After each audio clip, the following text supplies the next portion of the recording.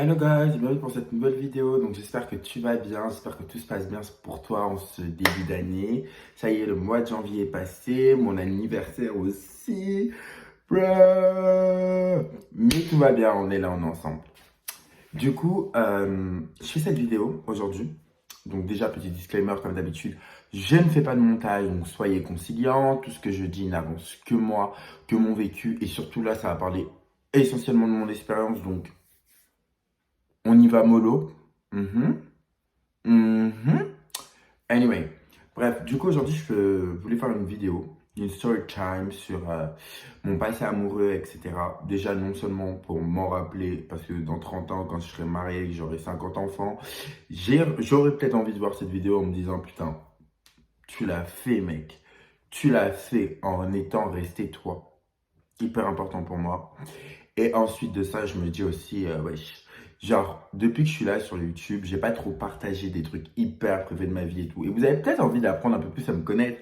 Et oui, je sais que sur YouTube, les gens sont des commères. Des commères, des commérages, des commérages. Je me dis, oh, quand même, ça va le faire. Du coup, pour vous parler de mon passé amoureux, on va commencer par le commencement. En fait, j'ai envie vraiment que vous voyez le contraste entre ce que j'étais il y a quelques années et ce que je suis aujourd'hui, tu vois. Et je vais vraiment expliquer comment j'en suis venu à être dans ce contraste-là. Mais pour faire un disclaimer sur la suite de la vidéo, on passe quand même de quelqu'un qui vivait extrêmement mal son célibat, qui croyait que l'amour était...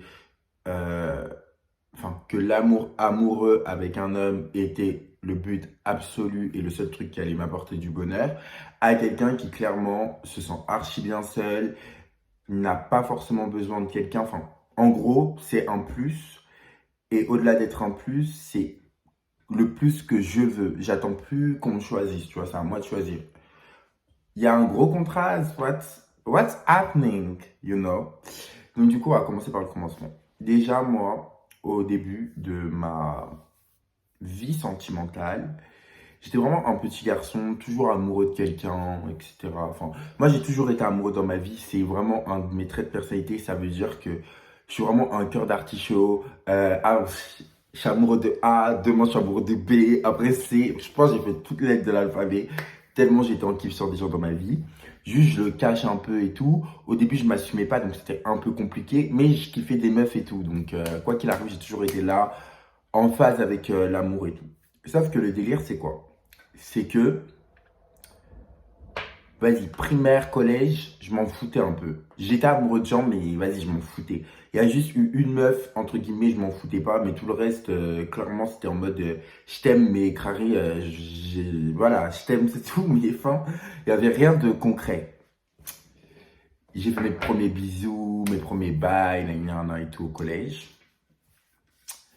Et de ce que je me souviens, franchement, j'étais content. Mais pour moi, je savais pas trop ce que je faisais. J'étais pas trop maître de tout ça. Et quand je passais au lycée, j'ai fait mon coming out. Donc, il y a une vidéo sur ma chaîne sur mon coming out.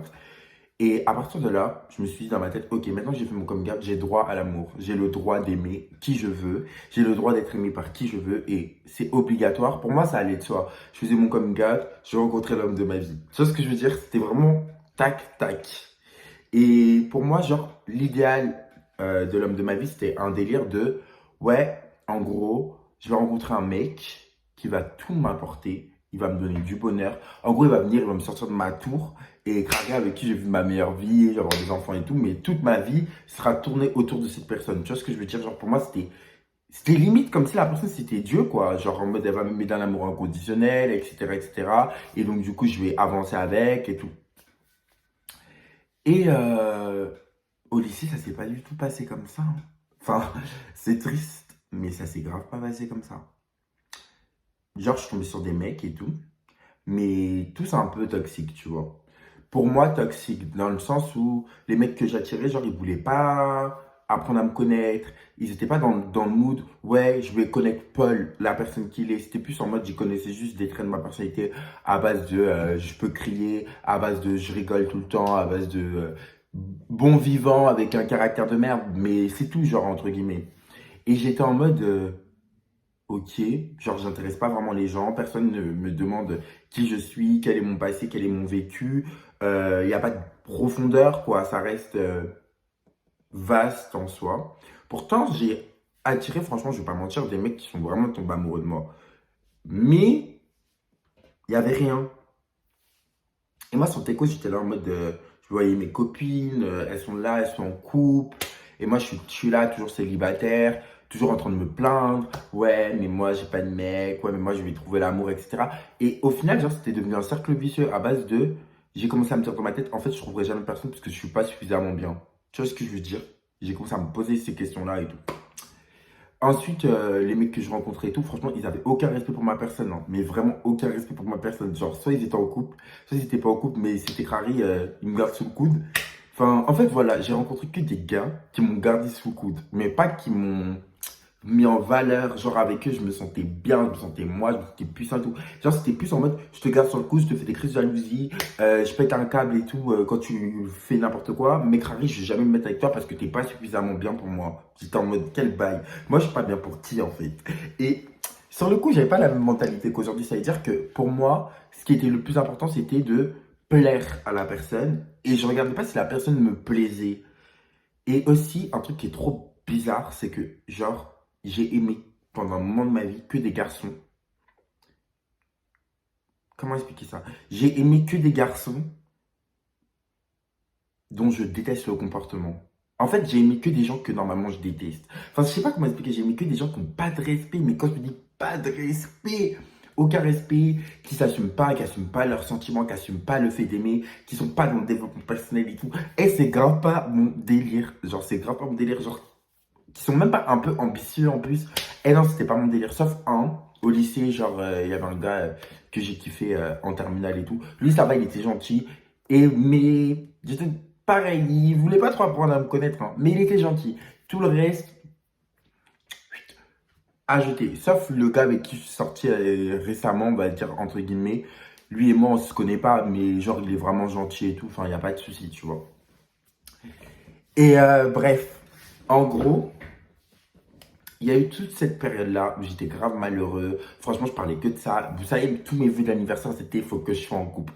Genre, tous mes vœux d'anniversaire, c'était il faut que je sois en couple. Mais vous voyez, la démarche, genre, elle est archi malsaine.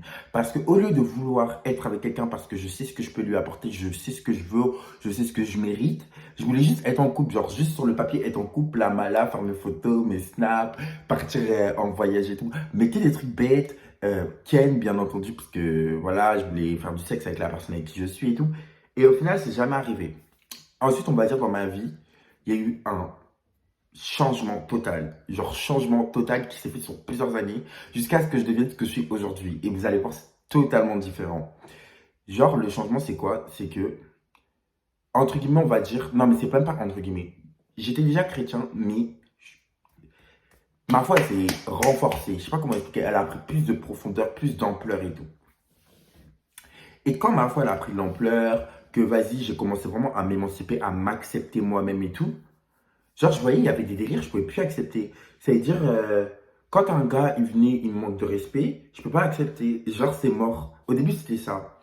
Après, une fois, je discutais avec ma mère et tout. Et elle m'a dit un truc, on parlait pas de moi, mais elle m'a dit, genre, faut regarder ta cible. Faut arrêter de vouloir toujours une cible que tu pourras pas avoir. Moi, c'est vrai que j'avais des tendances à déjà aller chercher des hétéros. Enfin, des gays refoulés, voilà, faut dire ce qui est. Désolé les gars si vous passez par là, vous êtes des gays refoulés, on le sait, tu le sais, je le sais. On va pas mentir, t'es un gay refoulé, voilà. Du coup, bref, elle m'a dit genre, on parlait de quelqu'un, elle m'a dit ouais, faut prendre sa cible. Et sur le coup, j'ai réfléchi, je me suis dit, mais en fait, moi, je suis jamais dans ma cible. Genre, on va dire, un gars, je vais lui plaire, genre, il va me plaire, mais, carré comme je lui plais, c'est mort, j'ai pas le cas là. Je vais toujours aller vers des garçons qui me plaisent pas, genre, à qui je plais pas plutôt. Est-ce que vous avez compris? Bref, je pense que vous avez compris. Je regardais que ce que je ne pouvais pas avoir. Et du coup, je me bats, je me bats, je me bats. Mais ouais, c'est la souffrance, tout ça. Alors que franchement, il y a plein les gars à qui je plais. Vous avez vu, je suis un sexy choco. Genre, normal que je plais à certains garçons, tu vois. Comme tout le monde. Et du coup, j'étais vraiment dans ce mood. Ok, j'ai changé ma cible. Une fois que j'ai changé ma cible, la première chose que j'ai faite, genre, c'est vas-y. J'étais encore un peu trop dans le délire, faut que je plaise et pas faut que la personne elle me plaise. Après, en avançant et tout, j'ai commencé à me poser des vraies questions, à me dire, voilà, Paul, t'es très bien seul. Non, j'étais pas encore bien. J'ai commencé à me poser des vraies questions. Je me suis dit, pourquoi je vais être en couple? Est-ce que je vais être en couple pour moi-même ou est-ce que je vais être en couple pour flâner devant les autres? Et c'est là où je me suis dit, en fait, je veux que être en couple pour montrer aux gens que je peux avoir quelqu'un. Or que, si je suis seul avec moi-même, je suis grave heureux. Et j'ai commencé à kiffer ma vie. Franchement, j'ai mis ça de côté pendant des mois et des mois. C'est un père qui m'avait conseillé de faire ça. Il m'avait dit, genre, écoute, l'amour, les rencontres et tout, mets ça de côté. Et concentre-toi sur toi pendant quelques mois. J'ai fait. Quand je vous dis, j'étais grave heureux, les gars. J'étais trop heureux. Et c'était un poids qui se soulageait. J'étais là en mode, j'ai ma meilleure vie. Genre, je m'habillais pour moi, je faisais tout pour moi, je devais plaire à personne et tout. Et c'est la première fois de ma vie où j'ai mis les gars de côté. Vraiment, l'amour, là, j'ai mis de côté. J'étais dans autre chose, je construisais autre chose et tout. Et j'étais trop bien. Ensuite, j'ai rencontré un gars et tout. Et genre, Crary, avec ce gars, genre, je l'ai bien aimé. Mais il m'aime bien, mais il a pas trop assumé et tout. Donc, période flemme. Mais ce que j'ai bien aimé dans mon comportement, c'est que, genre, j'ai commencé à renoncer. Alors, je vais vous expliquer. Quand je rencontrais des gars et que je voyais que Crary, ça va pas aboutir, avant, je me mettais dans des situations de souffrance. Je forçais, je forçais jusqu'à l'inévitable échec où je devais que accepter que c'est mort. Et là, dès que je voyais quelques red flags, j'étais en mode, ok, là, il y a un red flag, on va détendre. On va détendre. Une fois qu'on a détendu, c'est fini, c'est mort. Et quand je te dis, quand dans ma tête, je disais c'est fini, c'est mort, même si au fond de moi, j'avais mal au cœur, parce que je me disais, wesh, comment c'est possible, c'est mort, wesh, la personne, elle me voit pas ou quoi. Mais, sur le coup, c'était mort. Genre, je renonçais totalement. Genre, tu m'as fait ça m'a pas plu. Bonsoir, bon week-end, ciao. Et j'ai commencé à retrouver un peu mon pouvoir, tu vois. J'ai retrouvé mon pouvoir personnel, j'étais en mode de, ouais, ça y est, c'est fini. Genre, je me laisse plus faire. Voilà. Ensuite, j'ai découvert une partie de ma personnalité qui est ma sensualité. Je me suis regardé en fait, tout simplement, comme tel que je suis. Je me suis regardé en face to face. Et quand je me suis regardé en face to face, je me suis rendu compte que non seulement, franchement, on va pas mentir, comme tout le monde, mais certains plus que d'autres, c'est la vie. Je suis un bête de mec. Et quand je dis ça, c'est pas pour faire le gars en mode c'est parce que je dis ça parce que je sais ce que je peux apporter. Moi, je sais que si je me mets avec quelqu'un, il faut vraiment que cette personne elle soit bonne.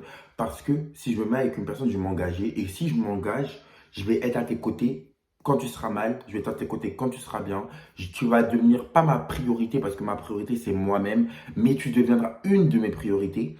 Et ça veut dire que je vais toujours faire attention à toi. Je vais pratiquement tout faire pour toi. Enfin, tout ce que tu me demanderas, je vais le faire si ça me convient, tu vois.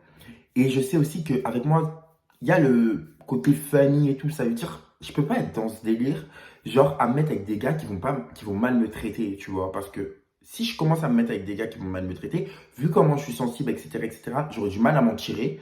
Or que frère, pourtant, je sais ce que je peux apporter. C'est pour ça, je sais ce que je peux apporter. C'est pour ça que je dis que je suis un bête de gars. Et aussi, pourquoi je dis que je suis un bête de gars, c'est parce que, franchement, je suis gentil. En fait, tout simplement, je suis un gars. Voilà. Quand tu me connais, je suis une bonne crème, hein, voilà. Donc, du coup, il faut faire attention. Quand tu es comme ça, là, il faut faire attention. Quand toi, t'as des valeurs. Moi, j'ai des valeurs. Ma valeur, c'est l'amour. Ma valeur, c'est le partage.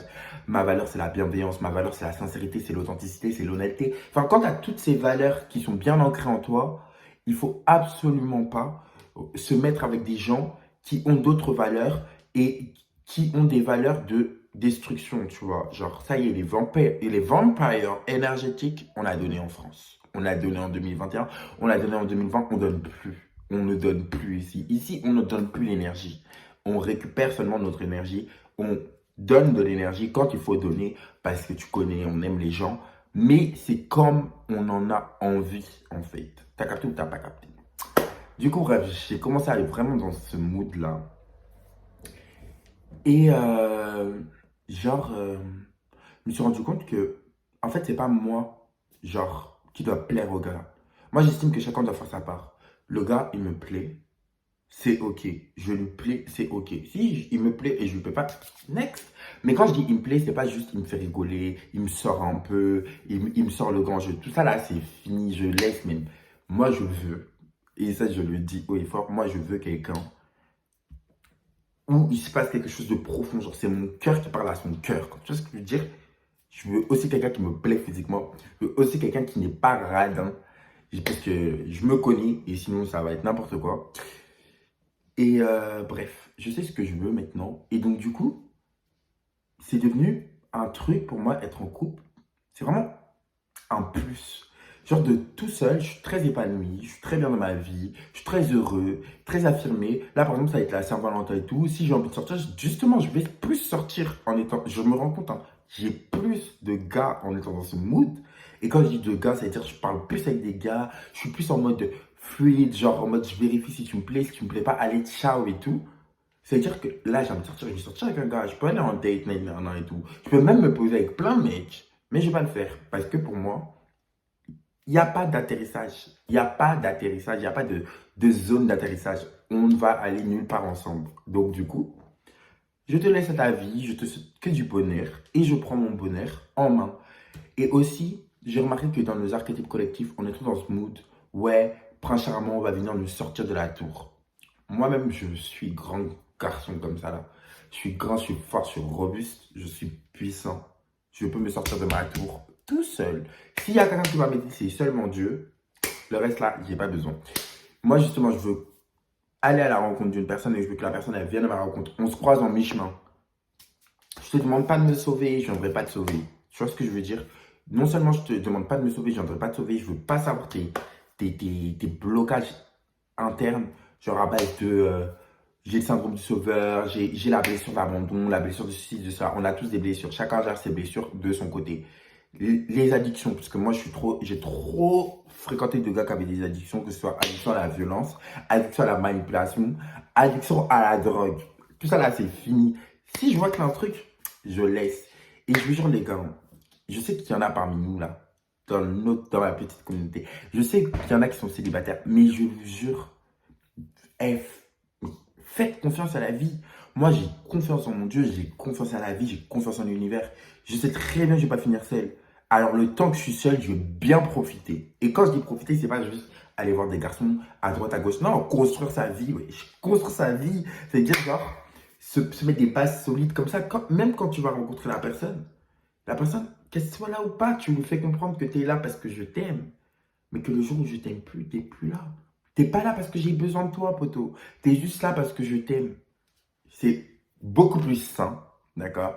Et c'est une marque d'amour-propre beaucoup plus excellente. Bref, du coup, vous en savez un peu plus sur mon passé amoureux. Ensuite, au niveau des couples, etc., etc. et tout, j'avoue, pour moi, c'est compliqué de me mettre en couple parce que je suis grave attaché à ma liberté. Mais sachez qu'un jour, je serai en couple. J'ai pas peur pour ça. Je tombe amoureux et tout, c'est sûr. Mais si ça vient, on va pas dire non, hein. Mais si ça vient pas, on va pas dire. On va pas pleurer, quoi. On va continuer à vivre. C'est ça le délire, en fait. Et surtout, n'oubliez pas que, honnêtement, d'expérience, je peux vous dire, les gens là, comme ça, là, qui sont trop dans le mood, ouais, faut que je sois en couple et tout, c'est pas attirant. Genre, c'est vraiment pas attirant. Ce qui est attirant, c'est justement quand tu es là, tu as la joie de vivre et tout. Moi, je vois depuis que vraiment j'ai cette joie de vivre, je me prends plus la tête et tout, et je vis ma vie. Il y a tellement de garçons qui ont été amoureux de moi, mais il n'y a pas en fait. Or que, frère, pourtant, moi, bon, j'avoue, des fois, j'ai essayé, mais ça n'a pas marché. En fait, ça a toujours marché, mais pas autant et en heure comme ça devait se faire. Et aussi, si les histoires, vous voyez, elles sont pas fluides, c'est pas droit, c'est pas correct, genre, c'est pas genre, ça se fait naturellement et tout, faut pas forcer. Faut pas forcer parce que les garçons qui hésitent, c'est que c'est pas pour toi. Quand il y a doute, il n'y a plus de doute, mon chéri. Ça va dans les deux sens. Voilà. Et n'oubliez pas que dans une relation, vous êtes deux. C'est-à-dire, moi, avant aussi, je partais trop du principe où j'expliquais aux gens ce que j'attends d'eux. Tu vois ce que je veux dire? J'expliquais, ouais, moi, j'ai besoin de ça, je veux ça, je veux ci. Je veux comme... Non, tu vas découvrir tout seul. Tu es un grand garçon, tu vas apprendre à me connaître et tu vas me demander ce que j'aime, ce que j'aime pas et tout. Comme moi, je fais quoi? Tout simplement. Bref, j'espère que cette vidéo n'était pas trop mégalomane, genre j'espère que vous pouvez en tirer quelque chose. Si c'est pas le cas, c'est pas grave, il y a d'autres vidéos qui arrivent. N'hésitez pas à commenter, liker, partager, activer la cloche de notification. Je vous aime mes vies et on est ensemble pour cette Saint-Valentin. On est ensemble dans l'amour universel. Ya ya ya. Bisous.